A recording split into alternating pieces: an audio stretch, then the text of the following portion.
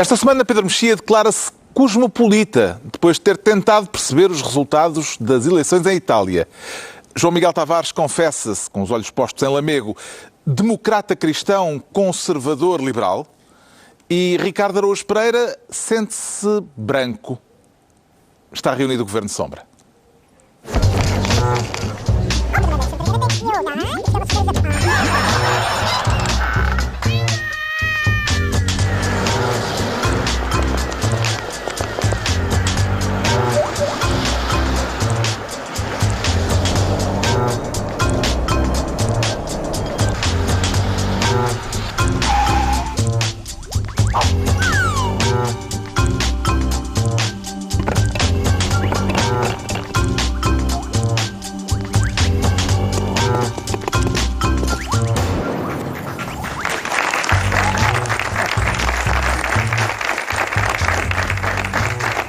Ora viva, sejam bem-vindos. No final de uma semana em que se lembrou a desigualdade de género a propósito do Dia Internacional da Mulher e em que a Europa entrou em estado de alerta depois de conhecidos os resultados das eleições em Itália, temas de que falaremos mais adiante neste Governo Sombra, mas antes o João Miguel Tavares quer ser Ministro da Toupeira, mas não é para homenagear Zeca Afonso, João Miguel Tavares. Não, mas lembra-se daquela canção dele em que ele cantava "Eu vou ser como a toupeira que esburaca"?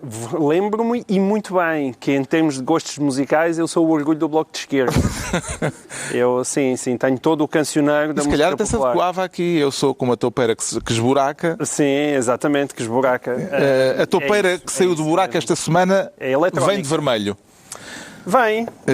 Será que com esta história podemos escrever uma fábula em que a toupeira deixa em maus lençóis a águia? Sim, deixa em maus lençóis a águia e também deixa em maus lençóis aquela senhora que aparece vendada nos tribunais, não é? Com umas balanças e tal. Justiça. A chamada justiça, exatamente. Também fica em maus lençóis. Ficam os dois em maus lençóis.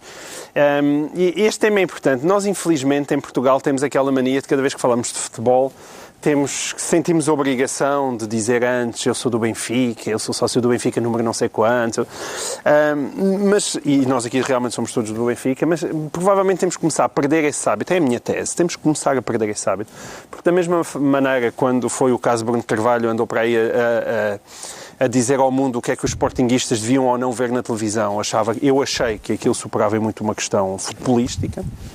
Também aqui, neste caso não do Benfica... vamos discutir um tema de futebol, vamos discutir um tema de justiça. Quer dizer, eu acho que as duas coisas se misturam, evidentemente, portanto também vamos discutir o futebol. Agora, isto não é uma questão de camisolas azuis, vermelhas e verdes, não é, deixou de ser, não é? É uma questão de justiça, é uma questão grave, portanto, e sinceramente, eu penso que qualquer cidadão deve ter, diante deste tema, uma posição independentemente se gosta mais do Jonas, do Bas Dost ou do Soares, agora ao Bubacar, ou do Soares, está lesionado. Bom, estamos a falar da operação batizada com o nome É Toupeira, em que o assessor jurídico do Benfica e, alegadamente, o braço direito de Luís Filipe Vieira, do presidente do Benfica, é suspeito da prática de crimes de corrupção ativa e de violação do segredo de justiça. Em que medida é que isso atinge o Benfica e não apenas um responsável pela estrutura do Benfica, João Miguel Tavares? Atinge o Benfica na medida em que o Benfica sente necessidade a cada 24 horas de reiterar a sua confiança em Paulo Gonçalves. Eu não sei se isso estava no seu contrato. Eu acho, sinceramente, provavelmente está no contrato de Paulo Gonçalves, numa daquelas alíneas que ninguém lê. Para o caso de eu ser detido e suspeito de corrupção, este clube tem que reiterar a confiança na minha pessoa pelo menos uma vez a cada 24 horas. Provavelmente está no contrato e o Benfica está a cumprir. Porque não há dia que passe que lá venha um comunicado a reiterar a confiança, a dizer que o senhor afinal continua no Benfica, e então é evidente que isto envolve o Benfica. Dá-se o caso do senhor provavelmente ter muita informação. Pois dá. E ter que é o que qualquer pessoa acha, um conhecimento da estrutura porque é evidente, bastante aprofundado. Se o senhor não fosse o braço direito de Luís Filipe Vieira, o que aconteceria se ele como se estivesse num partido, seria, olha, Deus, demite-me. Se estivesse no governo, certamente sairia do governo perante umas suspeitas destas. Quando ele não sai, é evidente que vincula a estrutura toda e, desde logo, se ele é o braço direito, o senhor que fica dentro de si, à sua esquerda, uma coisa assim. Agora, isto é grave por várias várias razões. Eu elenquei 4. Se fosse o Marcos Mendes, conseguiria dizê-las de cabeça, mas assim vou ter que estar a olhar para o telemóvel. Sim. Vou só fazer mais um apontamento para dar um bocadinho de contexto. Há um funcionário judicial em prisão preventiva e o esquema de corrupção de que é acusado, ou não é acusado, de que é indiciado Paulo Gonçalves, teria como moeda de troca promessas de emprego, bilhetes para a bola e camisolas do clube. Exatamente. Pronto. Perfeito enquadramento. O meu primeiro ponto é, isto é muito grave. O primeiro ponto é aquela coisa que é importante dizer. É muito grave. E é muito grave porque o que nós estamos a falar, como tu disseste bem, é espionagem do sistema judicial. Foi alguém que se esforçou para saber o que é que se passava com casos em segredo de justiça. E que não é bem a mesma questão dos jornais que noticiam coisas supostamente de interesse público. Não. É uma das partes envolvidas a querer saber o que é que estão a dizer deles, quando é que provavelmente vão passar pelo clube a fazer umas buscas e, portanto, é este tipo de informação que estamos a falar. Isto é muito grave. A segunda parte é, não interessa com o que é que o senhor funcionário judicial foi corrompido. Há gente que eu vejo com grande espanto, gente desvalorizar o caso a dizer, então, aquilo são uns bilhetes para a bola e umas camisolas. Também eram promessas de emprego.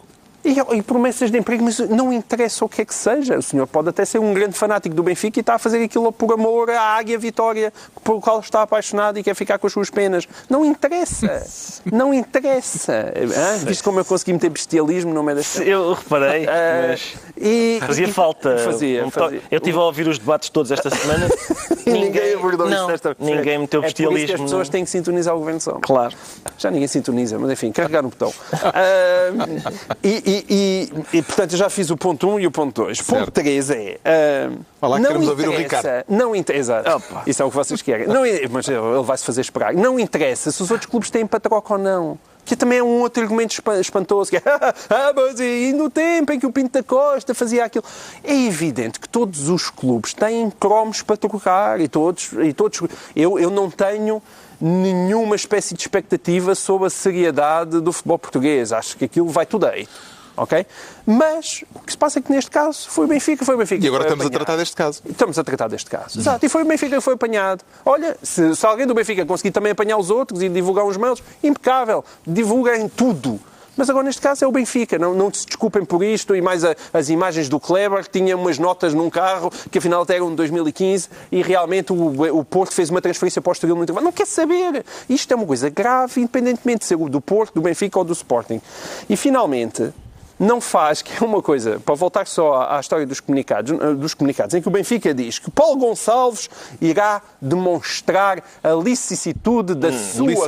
Desculpa, foi mais um C a mais. A licitude da sua conduta, não é? Certo? Ele vai mostrar a licitude da sua conduta. E então Paulo Gonçalves é chamado ao juiz e como é que ele mostra claramente a licitude da sua conduta? Fica caladinho e não diz uma palavra. Bom, então ficamos todos mais repousados. Aquilo é tão fácil de explicar, também que o senhor sob o qual... Jesus Cristo também não disse nada. Também não disse nada. E, portanto, estava lá, e isto é tão fácil de explicar, e o Benfica está tão convencido que o senhor vai explicar tudo muito bem, que ele é presente ao juiz e opta por ficar em silêncio. Bom, então ficamos todos descansados. O presidente do Benfica, nisto tudo, diz que só sabe a este respeito aquilo que vem nos jornais. Parece-lhe possível, Ricardo Araújo Pereira, que o assessor jurídico do Benfica, a confirmar essas suspeitas, estivesse a agir à revelia de Luís Filipe Vieira?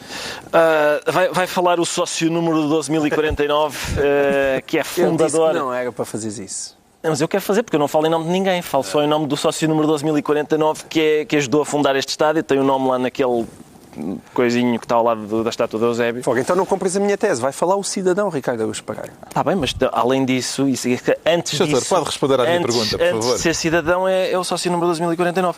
Eu não sei exatamente antes do cartão de cidadão? Não fiz, mas devia ter feito. Eu não sei responder a essa pergunta. Não sei porque... Não, a pergunta é se acredita, não é? Se acredito, pois. Se sabia ou não sabia. Há um problema acredita possível que Luís Filipe Vieira não soubesse de nada? Alegadamente nada. Alegadamente sim, nada. do que alegadamente... daquilo que tem vindo a público a este respeito. Sim, a pergunta é se Luís Filipe Vieira sabia do que alegadamente terá feito. Sim, tu estás Paulo a enrolar. Gonçalves. Não estou nada. Eu acho, é uma questão complicada porque... O acreditar ou não acreditar? Sabia ou que não sabia? É complicado? É agnóstico. Não sei se é uma questão de acreditar ou não acreditar, porque são as duas possíveis, não sei qual delas é a mais plausível. São as duas chatas, não é? Porque se sabia do que alegadamente foi feito, se o que foi alegadamente feito foi de facto feito, se sabia, é chato. Se não sabia, também é chato porque não sabe o que é que andam a fazer no clube que ele dirige. E, portanto, eu vi... O João Miguel acaba de ganhar dinheiro. Fizemos uma aposta. Eu vi Nuno Gaioso Ribeiro, não sei se viram, é um vice-presidente do Benfica e administrador da SAD do Benfica. Eu fiquei muito bem impressionado com ele. Exatamente, eu concordei com o que ele disse. Por exemplo, ele disse: este é um contexto particularmente especial, há mensagens importantes a dar. Temos de reconhecer que é um problema seríssimo, um problema grave, que causa danos na reputação do clube. E, portanto, é aquilo que... Chamados danos reputacionais. São danos reputacionais e é o que eu estou farto de dizer. É que eu não conheço, se vocês conhecerem, apresentem-me, mas eu não conheço um benfiquista que esteja contente com o facto de ver o nome do clube envolvido em situações deste tipo. Não conheço nenhum. Deixa-me só salientar que nós vamos falar da Itália, vamos falar do CDS, está tudo a preto. O Benfica, escrita vermelha. Tenho aqui umas notas. Ainda vou dizer que é a cartilha. Mas concordando, não é? Concordando com o senhor Não está impressa, está com a letra dele. Por amor de Deus, é público, eu nunca recebi cartilha nenhuma e se tivesse recebido, não... Não é por estar a vermelho. Toda a gente sabe que eu sou o sócio número 12.049 e não falo por mais ninguém. Mas eu acho que... nessa medida, por concordar com o senhor vice-presidente do Benfica e administrador da SAD, Nuno Gaioso Ribeiro, que isto é de facto um contexto particularmente especial, que há mensagens importantes a dar e que temos que reconhecer que é um problema seríssimo, muito grave, eu acho bizarro que o presidente do Benfica não fale. Eu sou sensível ao argumento, e não falou desde... Está a ser coerente com Paulo Gonçalves? Pois, desde que Paulo Gonçalves foi detido, ele não falou, ele não disse nada. Eu sou sensível ao argumento de... Mas já foram emitidos vários comunicados a dizer que... Está bem, mas eu quero ver o Presidente a falar. Eu acho que é importante... Mas há confiança. Não me digas, não queres ver o Presidente só em CC? Não quero em CC. Quero ver o Presidente a falar. Há quem diga, não, mas ele já falou na inauguração da Casa do Benfica de Braga. Sim, mas desde que falou aí, o assessor jurídico da SAD foi detido e passou a noite nos calabouços da PJ. Se o assessor jurídico da SAD ser detido e passar a noite nos calabouços da PJ não é uma boa ocasião para o Presidente do Benfica falar, eu não vejo que outra ocasião é que há. Parece-me que esta é das urgentes. Eu acho que a gente... mais uma vez, eu acho que há pessoas que desvalorizam essa questão. Eu não desvalorizo nada essa questão. A questão de... Eu não me importo nada, o Benfica já teve, e bem, jogadores e treinadores que eram adeptos do River Plate, eram do Corinthians desde pequeninos, eram do Sporting, o Simão Sabrosa era do Sporting, eram do Porto. Não tenho problema nenhum com isso. Custa-me que na cúpula dirigente o Benfica não seja dirigido por benfiquistas. Eu não vejo... Há pessoas que dizem, isso não interessa, o que interessa é bons profissionais. Mas isso então significa que ser do Benfica não interessa? É isso? É que eu sei que o clube é uma empresa hoje, mas não é uma empresa igual às outras. Isto é uma empresa especial. Mas quando tu adiantas isso, o que é que isso tem a ver com o assunto? Pá? O que tem a ver com o assunto é que estamos a falar de uma pessoa... Não interessa se é do Porto, do Benfica interessa um bocadinho porque... Eu não estou a dizer que pessoas do Benfica não se metem em alegadas falcatruas. O que eu estou a dizer é que isso interessa. É que a referência dos benfiquistas, a referência dirigente dos benfiquistas são pessoas como o Sr. Borges Coutinho. Ou pessoas de outros clubes terão outras referências. Em que medida é que não há problema nenhum nisso. Em que medida é que no universo de SADs esse tipo de linguagem poética ainda faz sentido? Isto não é poético. É poético. O amor à camisola. Não. E fazes pressupor que o benfiquismo te dá alguma espécie de característica especial? Não. Tem que dar. Não estou a dizer que é melhor. Não estou a dizer que é melhor. É uma mas escola de vida e é claro que tem que dar uma característica especial. Senão não interessa. Então senão vamos para o estádio fazer o quê? Ver um jogo? Sim. Mas eu é ver um jogo. Certo. Estamos a entrar no período religioso. Os clubes, eu sei que os clubes têm uma parte empresarial, mas não são apenas empresas. Os clubes têm uma história, têm uma origem, têm por exemplo, têm um grupo mais ou menos, que é possível mais ou menos identificar alguns traços característicos na sua base de apoio, sim. Sociológico, sim, mas não é ético. Não há o perfil ético do benfiquista eu não estou a falar em e do ético. adepto do Portimonense. Não existe. Mas eu não estou a falar disso. Eu estou a dizer que as pessoas têm... Eu hoje estava a ver o Benfica B a levar 4 da Académica de Coimbra em casa. Isso é triste, não é? É triste, sempre que há Fim da perspectiva. rapazes... Estragou-me o dia. Rapazes com camisolas vermelhas estão a jogar, eu quero que eles ganhem. Mas isto, apesar de tudo, é outro tipo de tristeza. É outro tipo de coisa. Eu acho que os sócios do Benfica o que pedem aos seus dirigentes é que não sejam anjinhos e exigem que não cometam ilegalidades. Entre uma coisa e outra, ainda há aqui um espaço bastante amplo para operar. E é aí que eu espero que se esteja a operar. Então esperas mal. Quer dizer, esperas bem, mas a realidade está-te a contradizer. Espero. Ainda é a paixão clubística que gera os clubes de futebol, Pedro Mexia? Ou haverá valores mais altos que se levantam? Não, eu discordo essencialmente aqui de 2 pontos levantados pelo pastor Ricardo, porque não só não acho que... Isso eu acho muito mal gozar com a religião das pessoas. Não só não acho que haja, sobretudo num clube que é um clube grande e, portanto, tem milhões de adeptos, acho que não faz sentido nenhum pressupor que há um perfil ético ou que há algumas características, algumas virtudes que unem não todos. Não são virtudes, mas são características. Mas porque é um tem tema características sociológicas. De uma suspeita de corrupção. Características sociológicas. Certo, sociais, etc. Exatamente. Os benfiquistas são menos corruptos em média, estatisticamente. Não, mas disse o que estás a dizer. Não é isso. Juntaste esse tema a este tema, estás a ver? Não foi isso que eu disse. Casaste os temas. Não casei nada. O que eu disse foi que os benfiquistas e os portistas e os sportinguistas, os clubes têm a sua história e têm, de facto, uma cultura. E têm, às vezes, distinções até sociológicas na sua base de apoio. Mas que não se distinguem pelo amor à lei. O que ele está simplesmente a sugerir é o Paulo Gonçalves foi criado na cultura Pinto da Costa, portanto, ao ser adotado no Estádio da Luz, trouxe a cultura Pinto da Costa. Aquilo não tem nada a ver com o Benfica, é uma espécie da cultura Pinto da Costa. Está mal. Até porque não há dragões do Benfica, como sabe. Eu não disse nada disso. Até porque o Paulo Gonçalves não está no Benfica porque quis entrar. Não é? Não é por causa disso. É alguém pôs lá. Exatamente. O que eu estou a dizer é que acho que Portugal não devia ser dirigido por um argentino. Já foi por um brasileiro e chegou à final do Europeu. Não estou a falar da seleção, estou a falar do país, estou a falar das coisas grandes, estamos a falar do Benfica. Eu acho que o Benfica devia ser dirigido por benfiquistas. É outro assunto à parte. Eu não estou a dizer. Atenção, há de certeza grandes dirigentes sportinguistas e portistas. A questão não é essa. Também gostavas de um plantel com 11 portugueses? Por acaso gostava. Pronto, está bem, mas eu também gostava, mas isso não vai voltar a acontecer. Isso não vai voltar a acontecer, ou seja... Mas isso eu percebo. Agora, não há lei Bosman dos dirigentes. Não existe lei Bosman dos dirigentes. Todos nós percebemos. O que percebemos também é que os clubes, hoje em dia, não se distinguem, apesar de todo esse historial, apesar de toda a mística, apesar de todo o clubismo, não se distinguem, sobretudo para o pior, para o bem, algumas coisas para o bem, mas sobretudo para o mal, de outras empresas. E, portanto, nós estamos num clima onde a gente levanta uma pedra sobre um banco, sobre uma empresa, aparecem coisas destas.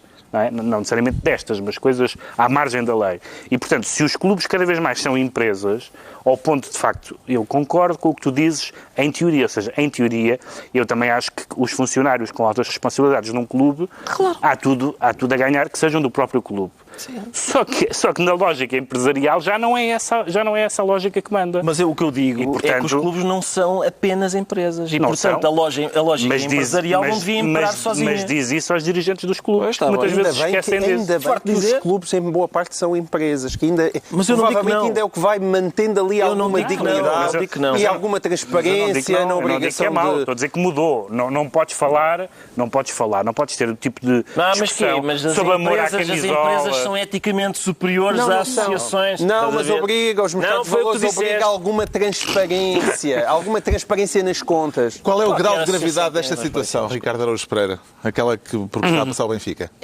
É exato, que posso ler outra vez o que disse Nuno Gaioso Ribeiro, vice-presidente do Benfica. É grave, causa dano à reputação do clube, à imagem. Notícias de jornais estrangeiros a falarem sobre isto. Confirmando-se, que consequências é que isso deverá ter? Confirmando-se, eu acho que deve ser... Lá está, que se deve investigar e confirmando-se, deve-se expulsar. Que outra hipótese é que há? O Sr. Paulo ou o Sr. Luís? Ou o Sr. Paulo e o Sr. Luís? O braço ou o organismo? Dependendo do que se confirma, eu acho que não há uma pessoa sobrevive sem um braço, é verdade. Não há muitas hipóteses. Dependendo do que se confirmar, tem que se agir. O Luís Filipe Vieira, se for caso disso, se chegarmos aí, se comprovar alguma coisa, Luís Filipe Vieira não é proprietário do clube. Luís Filipe Vieira tem a honra de ser presidente do Benfica. É uma honra, de facto. Ele está ao serviço dos meus consócios todos. E isso é uma honra. E, portanto, no dia em que não estiver à altura desse cargo, comprovadamente, eu vejo por que razão é que não há de sair. Bom, vamos então tentar recuperar o sentido do humor do Ricardo Araújo Pereira e entregamos ao João Miguel Tavares a pasta de Ministro da Toupeira. Agora, o Pedro Mexia propõe-se criar o Ministério da Ralé. E quem é que se propõe tutelando a Ralé? Pedro Passos Coelho, aparentemente, não que eu esteja a qualificá-lo assim, mas houve, a propósito deste caso, que tem algumas... Quer falar da polémica motivada pela contratação de Pedro Passos Coelho pelo ISCS, para professor do Instituto Superior de Ciências Sociais e Políticas. Compreende esta controvérsia? Compreendo, ou melhor, compreendo a controvérsia, sim. Acho que há vários planos em que a controvérsia pode ser tida. O primeiro, há um que não compreendo, ou seja, não compreendo que uma pessoa não perceba que ter sido Primeiro-Ministro dá uma experiência em certos setores, em certas matérias, que podem ser úteis para o ensino. Aliás, já falámos muitas vezes, quer de casos legais, quer de casos ilegais, de equivalências ou de coisas do género, e certamente esse tipo de experiência é comum que pessoas transitem da política para o ensino por terem experiência do terreno. Portanto, isso não vejo qual é a polémica, a não ser por ser uma polémica contra Passos Coelho, por ser uma coisa ad hominem, porque há algumas pessoas, as pessoas que falam, o detestam. Mas o que é que recomenda Passos Coelho para vir a ser professor equiparado a catedrático numa instituição de ensino superior? Essa parte é a parte problemática. É a parte que estatuto é que ele vai ter, exatamente, a quem é que ele vai dar aulas. Uma das coisas que se argumentou foi que ele não teria, apesar dessa experiência adquirida no terreno, digamos assim, que não tinha a formação académica, portanto não teria capacidade, vamos dizer assim, para simplificar, para dar aulas, por exemplo, a doutorandos, não é? Esse foi um argumento que eu acho já discutível, enquanto o primeiro me parece indiscutível, que é normal que uma instituição ofereça um cargo de professor, acho normal. Isto acho discutível, eu não sei bem exatamente o que é que ele vai ensinar, quem são os alunos, e acho que é uma matéria onde pode haver, de facto, opiniões diferentes e uma polémica saudável, se é que esta polémica pode ser saudável. E depois há a terceira parte que eu acho realmente, foi por isso que eu falei na Ralé, que foi uma ideia que surgiu que Pedro Passos Coelho estaria mais ou menos impedido de voltar à vida civil, porque se fosse para as empresas era porque havia negociatas, se fosse para um banco era isto, se fosse ia voltar para o seu antigo emprego. Espera. E, portanto, a ideia que foi... A historiadora Raquel Varela diz que Passos foi estou a citá-la, Passos foi de Massamá ao Restelo a cavalo na vida política pública. Qual é a relevância, ainda por cima por uma conhecida esquerdista, dessa referência a Massamá? Essa referência a Massamá, se fosse ao contrário, se estivéssemos a falar de um político de esquerda e houvesse um historiador ou uma historiadora de direita a fazer essa referência, dizia-se, bom, isto é uma referência classista absurda, Então ele é da ralé e não pode ser catedrático? Qual é? E, portanto, eu acho que as pessoas, às vezes, porque têm razões verdadeiras ou falsas, ou melhor, atendíveis ou não atendíveis contra Passos Coelho. Eu, aliás, durante os anos em que ele foi Primeiro-Ministro, praticamente sempre, a maioria das minhas intervenções em relação à política foram negativas em relação a ele e as apreciações pessoais foram positivas, tem sido mais ou menos esse o registro das vezes em que eu falei sobre Pedro Passos Coelho, mas não percebo agora esta maçamá. Qual é a relevância desse tipo de linguagem, dessa espécie de desqualificação? Uma coisa é dizer, bom, ele é um Primeiro-Ministro, por exemplo, o António Costa e o Ferro Rodrigues, Primeiro-Ministro e Presidente da Assembleia, fizeram mesmo que tenha sido hipócrita, não me interessa se foi hipócrita, mas fizeram uma despedida de Passos como deputado decente, dizendo era uma pessoa que deu o seu melhor para aquilo que acredita, nos seus valores, etc. Sabes que nos funerais diz sempre não, coisas simpáticas. Não é isso. Mas podiam não o fazer. Houve pessoas que não se deram sequer ao trabalho de se despedir de um deputado, como se faz habitualmente aos líderes até das bancadas opostas. E, portanto, eu percebo a parte central e provavelmente a parte mais importante da polémica, que é que qualificações exatamente é que ele tem e que alunos é que ele vai ter, mas essa é uma polémica civilizada. Mas há outro universitário, Rui Bebiano, o professor universitário em Coimbra, que escreveu no Facebook que sem formação, mérito ou reconhecimento não faz sentido, a não ser por nepotismo, o convite dirigido pelo ISCS Passos Coelho. O nepotismo tem a ver com o facto do presidente, não sei se é presidente do cargo, é o... Sim, o diretor do ISCS, que agora contratou Passos Coelho, foi eleito deputado nas listas do PSD em 2011. Parece-lhe relevante esta informação neste contexto, Ricardo Araújo Pereira? Eu espero que não seja relevante, espero que não seja, né? Espero que o convite não tenha sido porque somos amigos lá do partido. Eu percebo a ideia de que dirigir um país, não é? Ser primeiro-ministro de um país dá uma certa experiência. Não sei se é a experiência que é necessária para dar aulas de mestrado e de doutoramento. Das duas, uma. Ou da administração pública. Não sei. Mestrado e doutoramento, não sei. O que não à frente do país durante 4 anos ali a levar com a troika não tem nada para ensinar sobre a administração. O que não pode é desqualificá-lo com base na tua apreciação política. Exato, mas não é isso que eu estou a fazer. O que as pessoas o fizeram. O que eu estou a fazer é separar as coisas. Se o que interessa é a experiência política, tudo bem. Porquê é que a gente diz que o que interessa é a experiência política? Porque do ponto de vista académico, ele não tem grandes credenciais. E, portanto, se o professor Lula for ensinar alunos de mestrado e doutoramento, a gente diz, sim senhor, sei. Da administração pública? Sim, o professor Lula. Não estou a ver. Isso, combate à corrupção, acho que é super E metalurgia. Agora, eu acho que a corrupção. Um dos problemas desta notícia é ter saído na mesma semana em que Marcelo Rebelo de Sousa, comemorando o seu aniversário de presidente, foi dar uma aula a alunos do ensino secundário. E, portanto, nós temos um país em que um professor catedrático de Direito Constitucional dá aulas a alunos do ensino secundário, quando um licenciado mediano está a dar aulas ao mestrado e ao doutoramento. Eu temo que isso possa prejudicar o nosso sistema de ensino, que as pessoas se desinscrevam dos doutoramentos em questão e vão para o 8º ano. A ver se apanham melhores professores. Como todos os graus de ensino têm o mesmo grau de dignidade, isso me parece muito bem e muito bonito. Vai haver mais pessoas que podemos dizer uma coisa. Bem, o senhor é doutorado? Não. Olha, eu tenho o 8º ano, mas o Marcelo estava lá. Olha que no rol de opções profissionais dos primeiros ministros, este não está assim, não é das mais flagrantes. Não é, eu sei. Não é das mais flagrantes. Sim, está bem. Nós estamos ministros estamos habituados a Goldman Sachs, a Lusopontes, as motas em giz. Eu acho, o meu receio é que ele queira ir além do programa. O professor Passos dar matérias que não interessa. Vale a pena lembrar que Passos Coelho, há uns anos, quando era Primeiro-Ministro, foi veiado no ISCSP por uma manifestação de alunos. Mas isso foi veiado em todo o lado. Isso não dá, não é? Mas no ISCSP foi bastante evidente e as imagens foram muito eloquentes. E agora há um grupo de alunos da instituição que pôs a correr um abaixo-assinado considerando que a contratação de Passos é uma afronta à meritocracia. Entretanto, já há também um abaixo-assinado a favor... Que reina nas universidades. A favor da contratação. É de esperar, João Miguel Tavares, uma grandulada no primeiro dia de aulas de Passos Coelho? Talvez seja. E bem, porque na verdade a grandulada é o que explica isto tudo. Eu até acho muito bonito que há aqui pessoas que fazem um esforço meritório, como acabou de fazer Pedro Mexia, para tentar encontrar uma lógica nisto.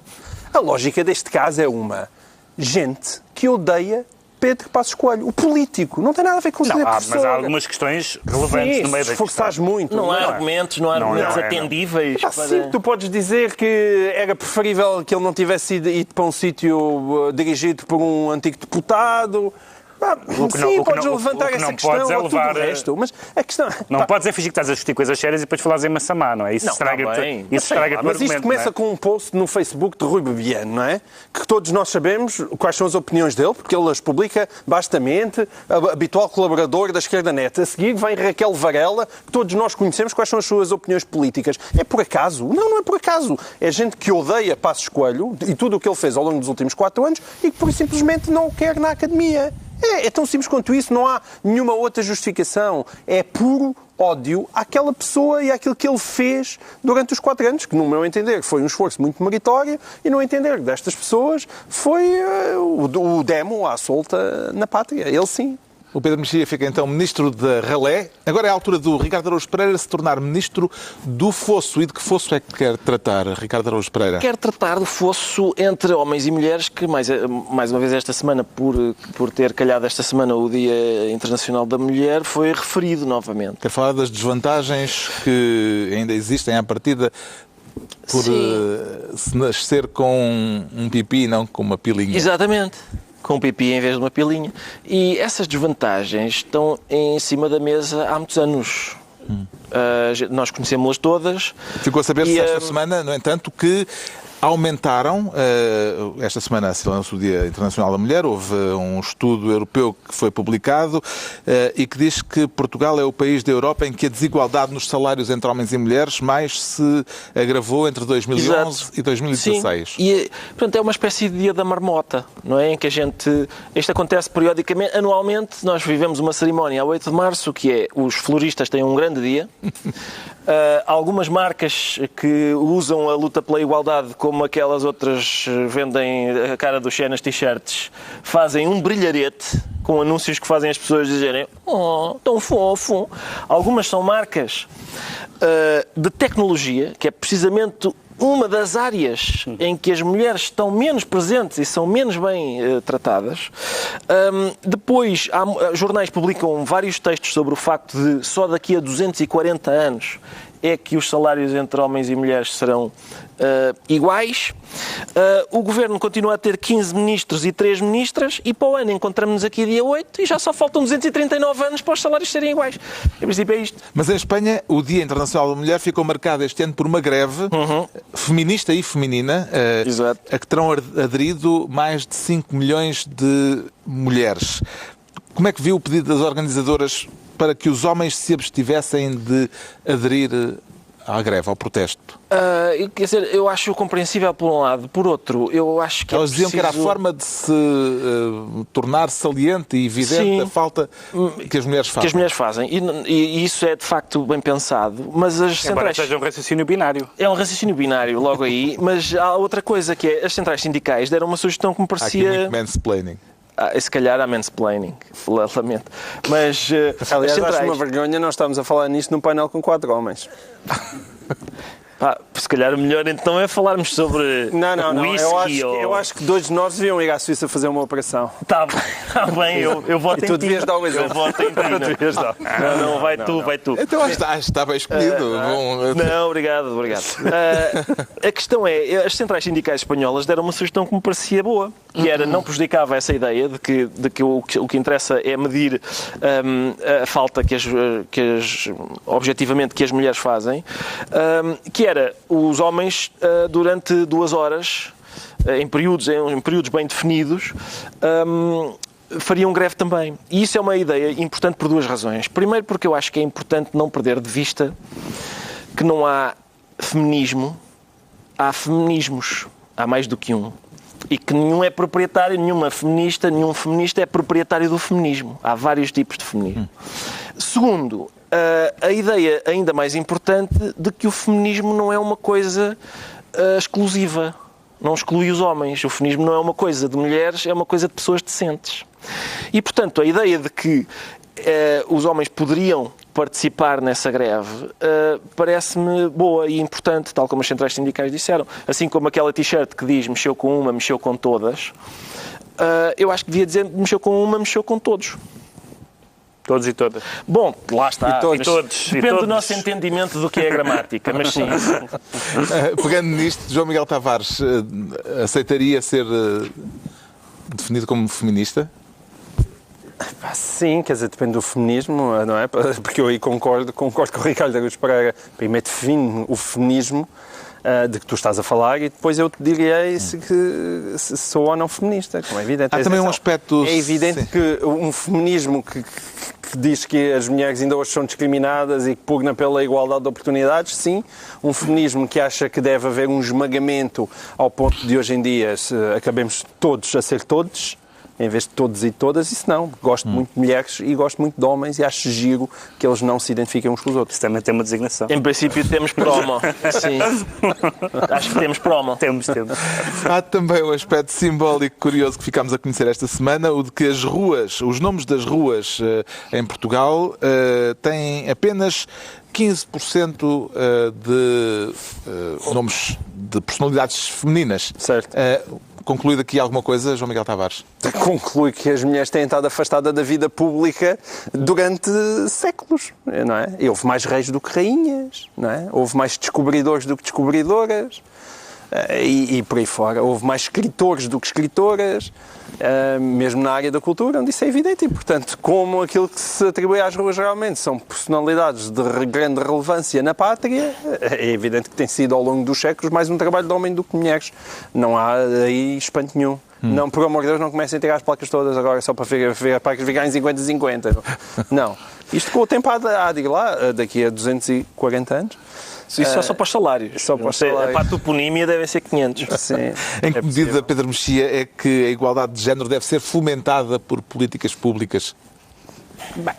Obviamente, é uma das funções do Estado, diria eu também. Era importante que o governo que fomenta essas políticas públicas não tivesse 15 homens e 3 mulheres.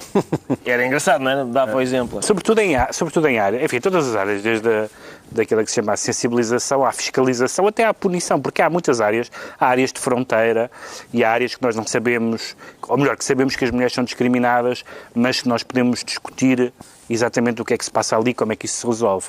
A desigualdade salarial é uma coisa que está numa folha de pagamentos e que é de tal forma chocante que não se percebe. Penso que era a Helena Roseta hoje que dizia que devia haver uma punição para as empresas que praticam esse tipo de... Ou seja, essa é uma discriminação... Quantificável, flagrante, descarada. Sim.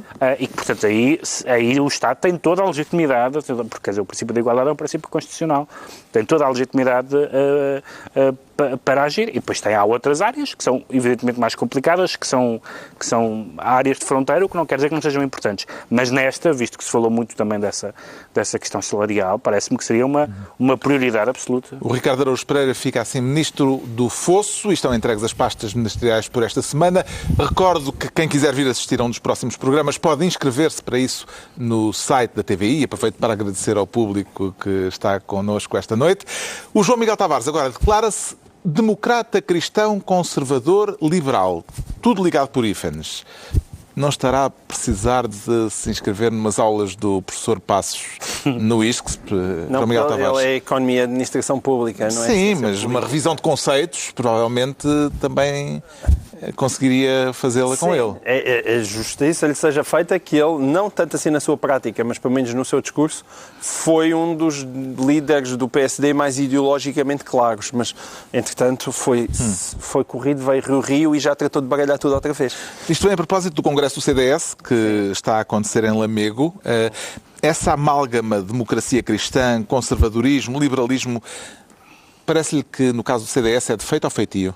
É mesmo feitio, porque, e não é só no caso do CDS, atenção, mas o CDS, quando nós olhamos para a história, se calhar foi o partido que mais vezes mudou de identidade verdadeiramente. Já foi europeísta, não europeísta, já foi populista, já foi conservador e foi tudo, sempre à procura de qualquer coisa. Mas não é típico apenas do CDS, porque se nós olharmos realmente para o panorama dos partidos portugueses, eu acho que tirando o PCP, que todos nós sempre soubemos o que é que eles queriam ser e sempre foram claros ao que vieram, todos os outros partidos não querem ser nada verdadeiramente muito concreto, não é? Querem sempre ir a todas. E isso acontece praticamente desde o início.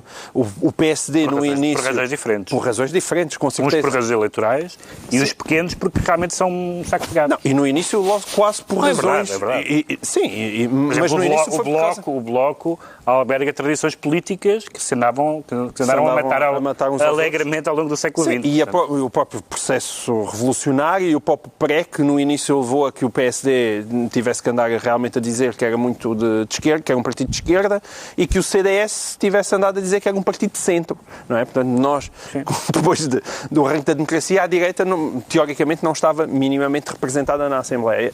Mas a verdade é que eu acho que o congresso que vai acontecer este fim de semana vai ser muito interessante de seguir. Vai clarificar, parece-lhe que vai servir para orientar ideologicamente o CDS? Não estou totalmente certo disso, porque a Assunção Cristas, que é muito esperta, quer ir a todas também, não é? Mas vai ser interessante ver se existe alguma tendência, nomeadamente uma tendência liberal a emergir no CDS para ocupar um território que Rui Rio está a deixar desprotegido. E isso faz com que este Congresso, o CDS, seja muito mais interessante do que é habitual. Porque as pessoas muitas vezes estão a olhar só para o PSD e para o PS e como é que é a relação de Rui Rio com António Costa. Mas a Assunção Cristas tem uma margem de crescimento hoje em dia como provavelmente o CDS já não tem desde a sua fundação. E portanto, o CDS hoje em dia é um partido que vale a pena acompanhar. E é nesse sentido que eu trouxe o Como é que caracteriza o posicionamento ideológico do CDS da Assunção Cristas, Pedro Mexia? Eu defino mais facilmente o posicionamento ideológico da Assunção Cristas, até porque a conheço há 25 anos, desde o tempo da faculdade. E ela é uma pragmática, ou seja, ela não é ideológica nesse sentido. O CDS sempre experimentou estes vários fatos. O CDS, como sempre foi muito dependente dos seus líderes, foi-se moldando à tónica prevalecente de cada um deles. E, portanto, foi centrista, democrata cristão, liberal, conservador, soberanista, populista, etc. Anti-europeísta. Exatamente. Experimentou todos esses fatos. Na verdade, honestamente, existem duas famílias da direita portuguesa, que é a família conservadora e a família liberal. E a democracia cristã no meio disso. A democracia cristã tem uma história, mas hoje em dia a democracia cristã já não domina a política europeia como dominou durante 30 anos ou 40 anos. Tirando a CDU alemã, a democracia cristã já não é uma força na Europa como foi durante toda a construção europeia. E, portanto, o que existe, é aquilo que se chama democracia cristã, é uma coisa um bocadinho diferente, que é a doutrina social da Igreja, que é importante no CDS como é importante no PSD. Ou seja, existe um certo entendimento sobre... E que chega ao PS até. E que chega a algumas setores do PS.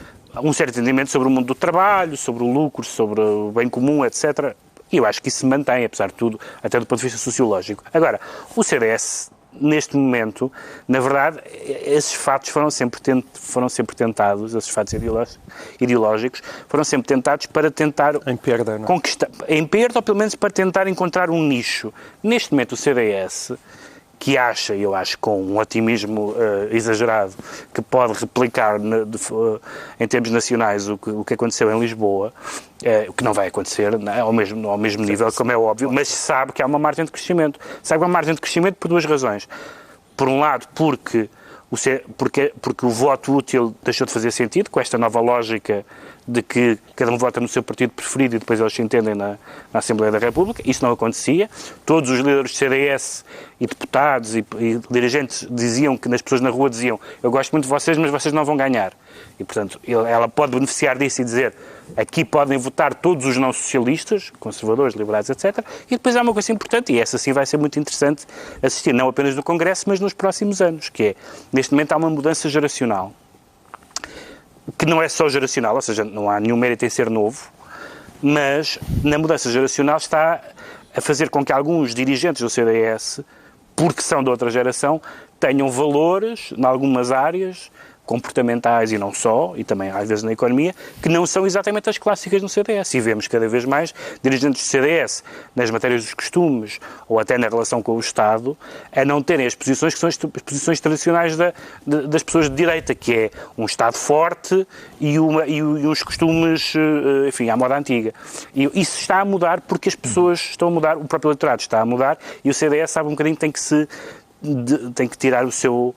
Há uma visão negativa do partido, quase um estereótipo, que é um partido dos queques e não sei o que mais e tal. E essa ideia, que é verdade em Lisboa, em grande parte, mas não é verdade no país, e é um combate que o CDS vai ter e que vai ser muito interessante assistir. Isto que o Pedro estava a dizer fez-me pensar que provavelmente a Assunção Cristas pode sair beneficiada, ou o CDS da Assunção Cristas pode sair beneficiado da existência da geringonça e da nova lógica que a geringonça proporcionou. Sim, há aqui um cenário bom para o CDS, porque em certa medida implica estar sossegado. Tendo em conta o estado em que está o PSD... Que é uma coisa que um conservador gosta. Sim, um conservador gosta e politicamente é fácil de fazer. Não exige grande talento. É estar sossegado. É assistir não é só estar sossegado. Assistir à destruição do PSD, capitalizar o facto de, por exemplo, nas últimas eleições, contra todas as expectativas e de uma forma até bastante chocante, terem ganho em Lisboa, terem ganho ao PSD em Lisboa. Há uma coisa em que, por exemplo, não me basta estar sossegado. Por exemplo, que é furar a ideia de que o CDS é, como muitas vezes tem mostrado, bem ou a mal, e acho que é mal, um partido confessional, não é? Que no fundo tens só votas do CDS se fores católico, por exemplo. Não necessariamente Isso é uma coisa com uma erosão muito grande do ponto de vista sociológico. Mas o CDS, além de tudo mais, quer dizer, aquilo que o Pedro estava a dizer de todos os não socialistas votem aqui, ainda assim é importante não esquecer o historial de partido Galdéria que o CDS tem, não é? O CDS também já se coligou com o PS. Pois já, logo, aliás, muito cedo. Exatamente, e portanto é bastante... a gente desconfia-se que se um dia for preciso, se o CDS tiver essa possibilidade e o PS estiver disponível, alegremente formarão um governo. Agora, fala-se no regresso de Manuel Monteiro, não é? Que é também... Será caso para lhe lembrar que aquele provérbio que diz que nunca se deve voltar ao lugar onde se foi feliz? Mas ele foi infeliz. Ele foi feliz durante um bocado e depois foi bastante infeliz durante outro, porque Paulo Portas fez-lhe a cabeça em água. Sim, eu acho que ele foi mais infeliz do que feliz. Sim, houve um momento de felicidade, depois houve vários... eu lembro-me de birras no Congresso, do género, para evitar melindres, saio eu, e ensaiou umas saídas. E a caneta. Os cafés, a caneta que ele usou para tapar. Ele foi humilhado com poucos. Para votar no grupo parlamentar e depois afinal não tinha votado. Sim, tem um longo historial. Tem um longo historial. E pode voltar, porque tem muito para se lembrar daquilo que viveu no CDS. Está esclarecido porque é que o João Miguel Tavares diz sentir-se democrata cristão, conservador, liberal. Quanto ao Pedro Mexia, declara-se cosmopolita e as eleições do fim de semana passado deram um contributo para esse cosmopolitismo ou nem tanto? Sobretudo mostraram que é a fratura que está a acontecer na Europa, que algumas pessoas têm definido como uma fratura já não entre esquerda e direita, mas entre cosmopolitas e localistas, se quisermos dizer assim, ou seja, entre as pessoas que são, sobretudo, soberanistas ou nacionalistas e, portanto, desconfiadas em relação a tudo, são desconfiadas em relação à globalização, são desconfiadas em relação à imigração, por razões, em alguns casos, até muito atendíveis, e as outras que não, as outras que veem como que isso não é necessário, que são problemas, que são desafios, mas que não, cuja posição de princípio não é opor-se a isso. O caso claro em que isso aconteceu foi a campanha eleitoral francesa, em que tínhamos uma super localista que era Marine Le Pen e um super cosmopolita que era o Macron, e a campanha eram dois mundos, eram duas Franças, aquelas pessoas não se cruzavam, nunca iam ao mesmo restaurante, nem à mesma... isso era muito... E em Itália... Aqui a coisa é mais complexa. É mais complexa porque há um partido que é a primeira vez que um partido, suponho que é a primeira vez que um partido, pelo menos nos países mais importantes da Europa, que um partido populista, um partido muito... que tem, Movimento 5 estrelas. Que tem para mim aquela coisa que faz chorar os alarmes todos, que é um partido que diz que não é de esquerda nem de direita. Pois, claro. E que é um partido que aparentemente, em algumas coisas, parece um partido de centro-esquerda, em algumas questões, mas que depois tem uma agenda claramente eurocética e muito crítica da imigração. Ganharam claramente os eurocéticos, Não só ganharam isso, como o Berlusconi, o Movimento 5 Estrelas, como também a Liga, a antiga Liga Norte. Mas os eurocéticos menos céticos do que antigamente, não é? A antiga Liga Norte, que deixou essa questão do secessionismo, de ser a separação da Itália do Norte da Itália do Sul, e chama-se só Liga agora, e a Liga tornou-se um partido anti-imigração. Basta ouvir os discursos, e ficou à frente do Berlusconi.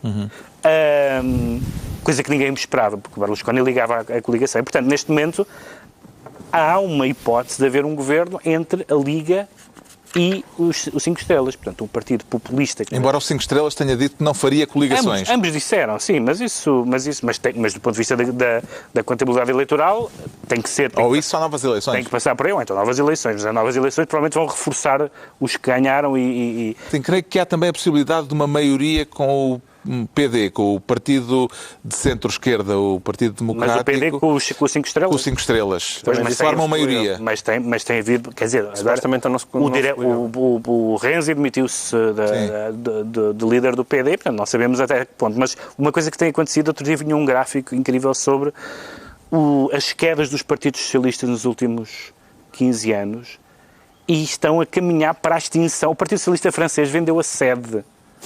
Tinha tantas dívidas, houve partidos que caíram 20, 25, 30%.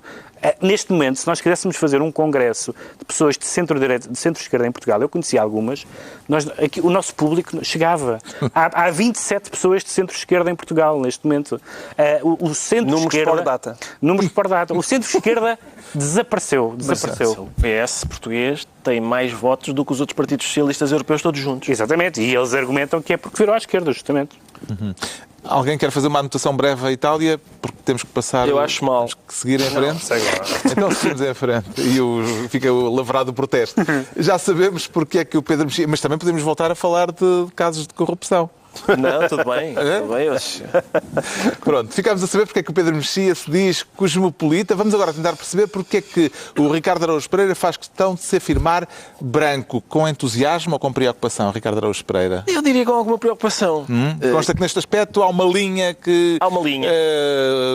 Separa é capaz de haver várias linhas. O entusiasmo da preocupação. Em princípio tem de ser várias linhas. Uma linha fininha, e feita com cartão de crédito. Caso contrário, não teríamos este problema. Não? Quero falar de umas análises que foram feitas às águas residuais de várias cidades e o que se concluiu, ao que parece, é que a água de Lisboa está particularmente aditivada. Está com cocaína, sim. E é por isso que eu só bebo vinho. Eu não sou como esses drogados. Eu sabia que a água havia de fazer mal. Eu ando a dizer isto há que tempos. Mas são as águas residuais. Não interessa, aquilo depois evapora e vem para dentro do copo com... Sempre que... Mas acho que quando evaporar, a coca fica cá em baixo. Não sei se fica. Eu não é assim que funciona. Não sei bem. As águas residuais de Lisboa revelaram a presença de 271 miligramas diários por 1000 habitantes e um aumento em relação às análises de 2016. Pois, claro. E, portanto, quando namorados das minhas filhas começarem a chegar lá a casa e disserem para mim é água, eu olha, estamos drogados. Começar a ficar a pau com esses meninos. Sim, pelos vistos, temos um consumo bastante acentuado de cocaína. Apesar de tudo, em 60 cidades, Lisboa... cidades da Europa, todas. Estamos em 16º, não é? 16º lugar em 60 cidades. Em 60 cidades, apesar de tudo, honroso, bem acima da linha média, não é? Não sei se é um resultado suficiente para irmos à Europa, mas não descemos. Isso não... Em princípio, a despromoção está salva, não é? Garantimos a manutenção. Nós temos aqui copos de água, mas é da garrafa. É da garrafa. Isto é água da garrafa. Mas como nós não podemos mostrar as garrafas para não fazer product placement, eu acho que isso pode justificar algumas coisas que se passam em debates, sobretudo da bola, não é? Sei lá onde é que vêm as águas. Pois Achas que o Pedro Guerra embarca um jerrycan de água da torneira todas as vezes? No names, boy. Então vamos aos decretos. O Pedro Mexia decreta pequenos homens. pequenos homens. Há uma grande polémica ao longo dos séculos sobre se a história é feita pelos grandes homens ou se são os movimentos sociais, etc. E, neste caso, vamos ter um tira-teimas, que é, infelizmente, é um tira-teimas muito frustrante, que é, vai haver a primeira cimeira entre a Coreia do Norte e os Estados Unidos. Donald Trump... Nunca se encontraram, os respectivos presidentes. Só se estraga uma cimeira. A Coreia tem armas nucleares, as tentativas diplomáticas existem há décadas, nunca foram bem sucedidas, tem havido uns sinais aparentemente positivos da Coreia do Norte, com os Jogos Olímpicos, etc. E, portanto, o que nós dizemos assim, vai-se resolver, porque agora sentam-se à mesa dois grandes homens, depois, espera... Quer dizer, parecia tudo correr bem, só que não há os grandes homens. A única vantagem é que eles são ambos tão imprevisíveis, vamos ser simpáticos, que pode até dar alguma coisa. Exato. Porque imaginar a conversa entre aquelas duas pessoas, espero que seja em direto e com câmaras, porque por um lado é um assunto muito sério, não é? Sobretudo para a Coreia do Sul, é um assunto muito sério, mas pensar que a paz mundial pode ser decidida entre aquelas duas criaturas é um cenário de pesadelo. Combate de penteados. O João Miguel Tavares decreta parafusos e fissuras. Exato. Porquê? É por causa da Ponte 25 de Abril. Nós ficámos a saber que parece que caem de lá de vez em quando uns parafusos. Mas uns parafusinhos pesam 3 quilos cada um. E portanto quem passa lá em baixo já sabe, se for passar por baixo da Ponte 25 de Abril é melhor levar um capacete. Mas isso era até há pouco tempo. Os velejadores que andam no Tejo, tenham cuidado. Cuidado, mas atenção, mas finalmente parece que aquilo agora vai-se arranjar. Os problemas já duravam há muito, as fissuras parece que cada vez abriam mais, mas encontramos em Portugal o verdadeiro desbloqueador de verbas, não é? Que é as manchetes. As manchetes e as capas das revistas. Não há nada desbloqueia também uma cativação de Mário Centeno como uma boa manchete. Mas é esquisito ser uma cativação de Mário Centeno. Porque é que não é uma cativação da Lusoponte? Portanto, a Lusoponte tem gera ponte e recebe os lucros. E depois a gente paga. Eu vou fazer esse negócio, pá. Eu tenho umas obras para fazer em casa. Eu espero que o Centeno desbloqueie umas cativações. Finalmente, o Ricardo Araújo Pereira decreta Infranani. Infranani, porque a Super Nanny manifestou... Sim, a Super Nanny... Tem graça, só dizer aparentemente, como todos os super-heróis, a Super Nanny tem uma identidade secreta que é uma espécie de Clark Kent, que é tal como Clark Kent é choninhas. É mais choninhas e é assim ponderada e tal. E escreveu um livro a dizer, não, atenção, deve-se proteger as crianças da exposição nas redes sociais, exposição pública, cuidado com a humilhação futura das crianças por causa desta... E depois ela mete-se na cabine telefónica, põe a capa e vai então explorar a humilhação de crianças para a televisão. E sai a Super Nanny. E está concluída mais uma reunião semanal, 2 a 8 dias, à hora do costume, a esta mesma hora, novo Governo Sombra, Pedro Mexia, João Miguel Tavares e Ricardo Araújo Pereira.